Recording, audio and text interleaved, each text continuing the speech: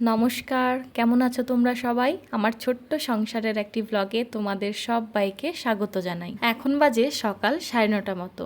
আজকে সকালে জলখাবার করে দিয়েছিলাম, হাজবেন্ড কিন্তু খেয়ে বেরিয়ে গেছে। আমরাও কিন্তু জলখাবার করে নিয়েছি। ছেলেকে পড়ানো হয়ে গেছে, কিন্তু কারোরই স্নান হয়নি। মানে আমার আর ছেলের দুজনের মধ্যে কারোরই স্নান হয়নি।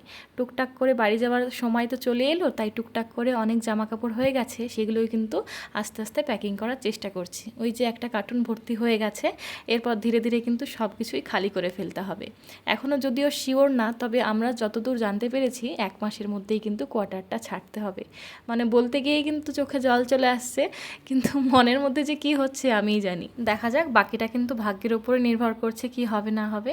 তো যাই হোক, এদিকে কিন্তু সকালে আজকে স্নান করিনি বললাম না, সকালে কিন্তু টুকিটাকি কাজ আমার আছে। আজকে ঘরটা মোছা হয়নি, মানে প্রত্যেক সপ্তাহে একদিন করে কিন্তু আমি হাতে করে ঘর মুছি। মানে পোছা দিয়ে মুছি না, ওই লাঠি পোছা দিয়ে মুছি না, হাতে করে চিপে চিপে ঘরটা মুছি, তাহলে কিন্তু ঘরটা বেশ পরিষ্কার হয়।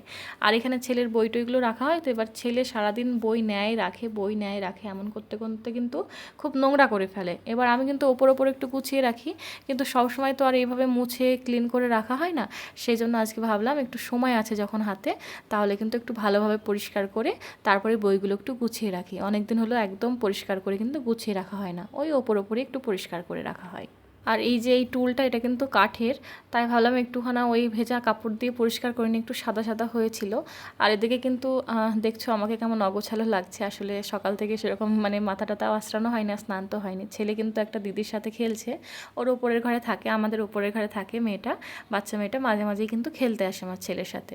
তো বেশ কিছুদিন ছিল না এখানে, ছুটি গিয়েছিল, তো অনেক দিন পরে এসেছে, তো তাই সঙ্গে সঙ্গে এসেই কিন্তু কিট্টুর সঙ্গে খেলা করতে চলে এসেছে। তো ওইটা কিন্তু জল দিয়ে মুছে নিয়েছিলাম হালকাভাবে, আর ফ্যানটা চালিয়ে দিয়েছি, তো শুকিয়ে গেছে। এবার ভাবলাম আস্তে আস্তে বুকসগুলো গুছিয়ে রাখি। এই এখন গোছাচ্ছি তো 1 ঘন্টাও যাবে না, কিছুক্ষণ পরে দেখবো ছেলে আবার এলোমেলো করে ফেলেছে। আর ওর যে এত পরিমাণ বই হয়ে গেছে না, আর এই যে এখন ওকে নামটাও শেখানো হচ্ছে। মানে ওর তো অনেক বড় নাম, ভালো নামটা অনেক বড়, সেটা আশা করি এখনও মানে মনে রাখতেই পারবে না। তো যাই হোক, এমনি লেখায় আমরা ওয়ার্ডগুলো বলে দিই, এটা লেখো ওটা লেখো, ও কিন্তু লেখে। আর ওর এত পরিমাণ বই হয়ে গেছে, আমি কিন্তু গোছাতে গোছাতে পাগল হয়ে যাচ্ছি। আর এই যে কালার বুকসগুলো দেখছো, আর কিছু অ্যালফাবেট বুকস আছে, আর হচ্ছে রাইমস বুকস আছে। এবার যদি আমি কালার বুকসগুলো ভাবি যে সরিয়ে রাখবো, যেগুলো ফুরিয়ে গেছে, কিন্তু ও সরাতে দেবে না, ওর চোখের সামনেই রাখতে হবে। ও বারবার দেখবে কোথাও কোথাও ফাঁকা আছে কিনা, কোথাও ভুল করেছে কিনা, সেগুলো বারবার দেখবে আর কালার করবে। সেই জন্য কিন্তু আরও মানে বেশি এই জায়গাটা জঞ্জাল হয়ে যাচ্ছে। ও কিছুতেই কিন্তু যেগুলো পুরনো বই ফুরিয়ে গেছে সেগুলো সরাতে দেয় না। আর এই টুলটা কিন্তু একদম বেডের সঙ্গে সেট করা আছে, মানে সেট করা আছে বলতে আমরা কিন্তু সাইডে রেখে দিয়েছি, বেডের যেদিকে আমরা মাথা দিয়ে শুই সেদিকেই কিন্তু রেখে দিয়েছি। কি হয়, ওই রাত্রিবেলায় বারবার জল টল তেষ্টা পায়, বা অনেক সময় ওষুধের দরকার হয়, সেগুলো মানে একদম হাতের কাছে যেগুলো লাগে আমাদের রাত্রিবেলায়, সেগুলো কিন্তু এখানে রাখা হয়। আর ছেলের বুকস তো রাখতেই হবে, টিভির সামনে ওখানে জায়গা আছে কিছুটা রাখার, কিন্তু ওখানে রাখলে না ভয় লাগে। এই যে জ্যামিতি বক্স টক্সগুলো আছে, ওগুলো কিন্তু জোরে জোরে ফেলে, তখন কিন্তু টিভিটা মানে ভেঙে যাওয়ার সম্ভাবনা থাকে, সেই জন্য এখানে রাখা হয়। আর আমাদের গ্যাসের ওষুধ, ও হাজব্যান্ডের কিছু ওষুধ থাকে, ছেলের পেটে ব্যথার একটা ওষুধ, তারপর নাকে দেওয়ার ওই নাসাল ড্রপগুলো, মানে যেগুলো এমার্জেন্সির জন্য মানে হাতের কাছে দরকার হয় রাত্রিবেলায় হুটহাট করে, সেগুলো কিন্তু ওখানে রাখা হয়। আর এই যে বললাম না, সপ্তাহে একদিন মানে ঘরটা না হাত দিয়ে মুছলে খুব পরিষ্কার থাকে। এই যে আজকে হাত দিয়ে মুছলাম, তো কালকে কিন্তু খুব সুন্দর পরিষ্কার থাকবে। আর যদি আজকে ওই লাঠি পোছা দিয়ে মুছতাম, কালকে আবার আমাকে মুছতে হতো। যদিও আমি রোজই মুছি, তবুও এই যে মাঝে মাঝে হাত দিয়ে মুছলে না মনে হয় যে ঘরটা একদম মনের মতো করে পরিষ্কার করে ফেললাম। আর এই যে প্লাজোটা পরার জন্য কিন্তু আমার ঘরটা মুছতে খুব অসুবিধা হচ্ছিল, বারবার কিন্তু পায়ের সাথে বেঁধে যাচ্ছিল। তারপর ঘরটা মুছে এই যে ছেলেকে স্নান করিয়ে দিয়েছিলাম, আর ওকে স্নান টান করিয়ে দুটো ফল দিয়ে দিয়েছিলাম। ওই যে বেডের ওপর থালা রাখা আছে, নাহলে বেডের ওপর ফেলে খুব নোংরা করে দেয়। তাই আমি বলছি, তুমি খেয়েছো? মানে এসে দেখছো খেয়ে নিয়েছে। দুটো কলা দিয়েছিলাম, বলছে হ্যাঁ খেয়ে নিয়েছি মাম্মা, দেখো আমার পেট ভরে গেছে। তাই অ্যাক্টিং করে ঢেকুর তোলার মতো অ্যাক্টিং করার চেষ্টা করছে। আর আমিও স্নান করে নিয়েছি, আর ওর দিদিটা যেহেতু ছিল, তাই কিন্তু আমি কিন্তু নিশ্চিন্তে স্নানে গিয়েছিলাম। একা একা থাকে তো তখন একটু কার্টুন চালিয়ে দিয়ে স্নানে যাই, বা হয়তো ছবি আঁকছে, বেডের উপরেই আছে, আমি স্নানে গেলাম, তাও মনের মধ্যে কিন্তু একটা ভয় লাগে। এবার যদি কেউ থাকে ঘরে, তাহলে কিন্তু আমার স্নানে গিয়ে একদম ভয় লাগে না। আর বেশ কিছু জামা কাপড় ছিল হাতে কাচার মতো, মানে খুব বেশি জামা কাপড় তো হয়নি, এবার এইগুলো আবার রেখে দেবো, সেজন্য ভাবলাম হাতে কেচে দিই। ওর দিদি যখন আছে, তাহলে ও যখন কিট্টুকে দেখছি, তাহলে আমি এবার জামা কাপড়গুলো হাতে কেচে দিই। বাথরুমটাও পরিষ্কার করে ফেলেছি, জামা কাপড়গুলোও কেচে দিয়েছি, একটু সময় লেগেছে ঠিকই, কিন্তু ওর দিদিটা একটু বড় তো, তাই ও থাকলে আমার কিন্তু একদম ছেলেকে নিয়ে টেনশন থাকে না। আর আমি তো বলেই যাই যে তোরা কিন্তু এই বেডের ওপর বসে থাকবি, অন্য কোথাও যাবি না। আমার ঘরে যে কোনো বাচ্চা আসলেই কিন্তু আমার একটা ভয় থাকে এই ছাদটা নিয়ে। বেলকনির গেটটা যদি খোলা থাকে সেটা নিয়ে কিন্তু ভয় থাকে, কারণ ছাদে আসলে ছাদের উপরে তো চেয়ার রাখা থাকে, এবার ছাদের ওই কার্নিশের পাশে গিয়ে যদি চেয়ারে কেউ ওঠে তাহলে কিন্তু একটা পড়ে যাওয়ার ভয় থাকে। সেই জন্যই আর কি আরও ভয় লাগে। যখন আমি স্নানে যাই চারিদিকের গেট কিন্তু বন্ধ করেই যেতে হয়। তো যাই হোক, ওইদিকে জামা কাপড়গুলো মেলে দিয়েছিলাম, আর ছেলে কিন্তু ওখানে গিয়েও বারবার ডিস্টার্ব করছিল, ওর কাজই ওটাও তো করবেই।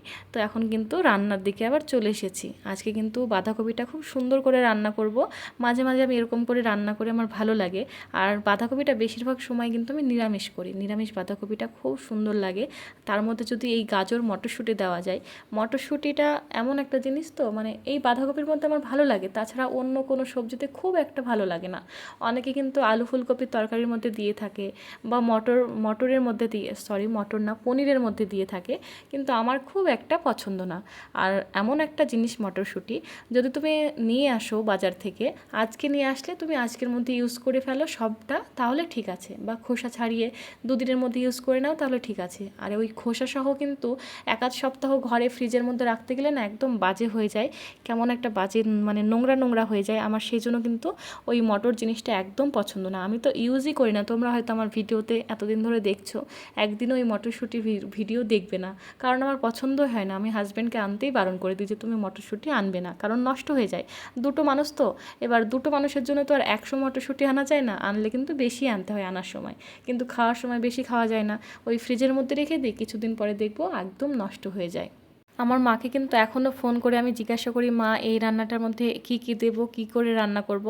আজকেও কিন্তু জিজ্ঞাসা করছিলাম যে মা একটু বাঁধাকপিটা ভালো করে রান্না করতে মন চাইছে, কি দেবো। মা বললো গাজর আছে, আমি বললাম আছে। মা বললো যে গাজর থাক বা না থাক, তুমি একটু ছোলা ভিজিয়ে রাখো, যদি ছোলাটা থাকে ছোলা ভিজিয়ে রাখো। এবার ছোলা ভিজিয়ে রাখো বলতে তখন কিন্তু এখন প্রায় বেজে গেছে 10:30 11টা। এবার ছোলা ভিজিয়ে রেখে কি আর সেটা মানে হয়, 2 ঘন্টা ভিজিয়ে রাখলে সেটা ভালোভাবে ফোলে, কিন্তু দেখলাম তার হবে না। মা বললো তুমি এক কাজ করো, সবজিটা কাটতে কাটতে যতটুকু টাইম ভিজে থাকবে ততটুকু ভেজাও, তারপরে প্রেসারে সিটি দিয়ে নাও, তাহলে দেখবে সেদ্ধ হয়ে যাবে। সেই মতোই আধা ঘন্টা মতো এই সবজি টবজি কাটতে সময় লাগলো, ততক্ষণে দেখছি ভেজে নি, হালকা ভেজেছে। আর এই কাঁচা ছোলা এমন একটা জিনিস, না ভিজলে কিন্তু একদম খাওয়া যায় না, সেদ্ধ হতে চায় না, একদম বাজে জিনিস, একদম সেদ্ধ হতে চায় না। সেজন্যই মা বলেছিল যে প্রেসার কুকারে সিটি দিয়ে নাও। তো এখন 7 থেকে 8টা কিন্তু সিটি দিয়ে নেব। আর ছেলেকে কিন্তু মাঝে 2টো বিস্কিট দিয়েছিলাম, বারবনের বিস্কিটগুলো। ও কি করে, বারবনের বিস্কুটের মাছ থেকে কিন্তু ক্রিমগুলো তুলে খেয়ে নেয়, আর বিস্কুটগুলো এইভাবে যেখানে সেখানে ছড়িয়ে রেখে দেয়। এবার আমি বকা দিয়েছিলাম, তাই কিন্তু একটা বিস্কুট কোথায় হারিয়ে ফেলেছে না কোথায় ফেলেছে ওই জানে, কিন্তু খাইনিও, ক্রিমটাই খেয়েছে। আর একটা বিস্কিট আমি বলেছিলাম বাটিতে রেখে দেবে, আমি খেয়ে নেব, তো আমাকে দেখছি দিয়ে গেছে, তো আমি আবার খেয়ে নিলাম রান্না করতে করতে। আর আমার একটু অভ্যাস ছিল, এখন নেই। এখন আমি এত পরিমাণ ভিডিওর কাজ করি তো আমার আর মানে অনেক অভ্যাস নষ্ট হয়ে গেছে। আগে কিন্তু রান্না করতে করতে একটু কিছু খিদে পেলে এখান থেকে একটু তুলে মুখে দিতাম, ওখান থেকে তুলে মুখে দিতাম, এরকম হতো। ফ্রিজের মধ্যেও যেহেতু ভিডিওর অনেক কিছুই বানানো থাকতো সেগুলোও খেতাম। এখন তো যেহেতু খাওয়াও বন্ধ করে দিয়েছি, আর এই যে ব্লগ বানানো শুরু করে অনেক চাপ শুরু হয়েছে, তাই কিন্তু সবসময় তাড়াহুড়ার মধ্যে আমি থাকি। সেই জন্য আর সেই সব দিনগুলো আর আমার নেই যে কিছু তুলে খাচ্ছি, এটা তুলে খাচ্ছি, সেটা তুলে খাচ্ছি। তো যাই হোক, ওই ছেলের বিস্কিটটা একটু মুখে দিলাম, দিয়ে জল খেলাম, স্নান করে কিছু খাওয়া হয়েছিল না। আর আমরা তো সকালবেলায় অনেক সকালে ব্রেকফাস্ট করি, আমাদের তো 8টার মধ্যেই জল খাবার করা হয়ে যায়। আর হাজব্যান্ড থাকতে থাকতেই যেহেতু করি, কারণ হাজব্যান্ড চলে গেলে যদি ভাবি যে আজকে অফিসে বেরিয়ে যাক আমি পরে খাবো, তাহলে কিন্তু পরে আর খাওয়া হয় না একা একা। আর সকালের খাবার তো ঠান্ডা হয়ে গেলে একদম মন চায় না। মা বলেছিল কিন্তু একটু বাদাম ভেজে নিও, আমি কিন্তু প্রথমের দিকে বাদাম ভেজে নিতে ভুলে গেছিলাম। তেলে বাদাম ভাজলে না একটু বেশি টেস্ট হয়, তো আমি যেহেতু ভুলে গেছিলাম তাই এখন শুকনো খোলাতে একটু ভেজে নিলাম, লাস্টের দিকে দিয়ে দিলাম। তো রান্নাবান্না প্রায় শেষের দিকে হয়ে এসেছে। আর এখন আজকে ভিডিও দেওয়ার মতো কিন্তু কিছু ছিল না, সেই জন্য এক্ষুনি একটা ভিডিও বানিয়ে এডিট করে কিন্তু আমাকে ছাড়তে হবে। এই যে আলু কেটে রেখেছি, এই ভিডিওটাই আমি বানাবো। তবে ভিডিওটা আজকে এখানেই শেষ করে দেখা হবে পরের একটি ব্লগে। তোমরা সবাই সুস্থ থেকো, ভালো থেকো, একে অপরের খেয়াল রেখো। আজকের মতো চলি, টাটা।